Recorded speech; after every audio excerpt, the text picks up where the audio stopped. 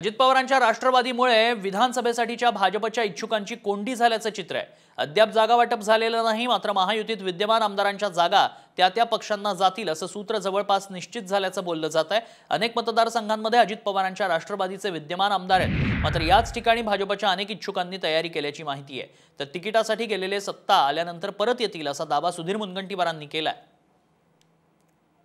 नेमके कोणते नेते नाराज असल्याची चर्चा आहे, पाहूया।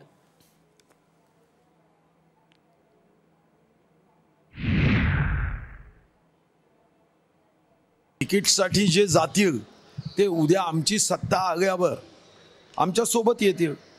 मला असं वाटतं की याची फार चिंता करण्याचं कारण नाही आहे।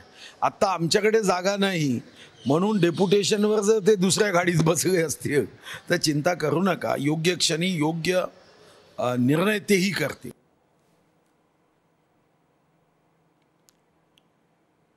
कोणकोणते नेते नेमके नाराज आहेत बघूयात। विद्यमान आमदार दत्तात्रय भरणे भाजपचे इच्छुक आहेत, तिथून हर्षवर्धन पाटील। वडगाव शहरीमध्ये विद्यमान आमदार आहेत सुनील टिंगरे, भाजपचे इच्छुक आहेत जगदीश मुळीक। अमळनेरमध्ये विद्यमान आमदार आहेत अनिल पाटील, भाजपचे इच्छुक आहेत शिरीष चौधरी। कोपरगावात देखील तीच परिस्थिती आहे, आशुतोष काळे विद्यमान आमदार आहेत राष्ट्रवादीचे, भाजपचे इच्छुक आहेत विवेक कोल्हे। कागलमध्ये तर हसन मुश्रीफ विरुद्ध भाजपला रामराम ठोकून समरजित सिंह घाटगेंनी राष्ट्रवादीतच प्रवेश केलाय।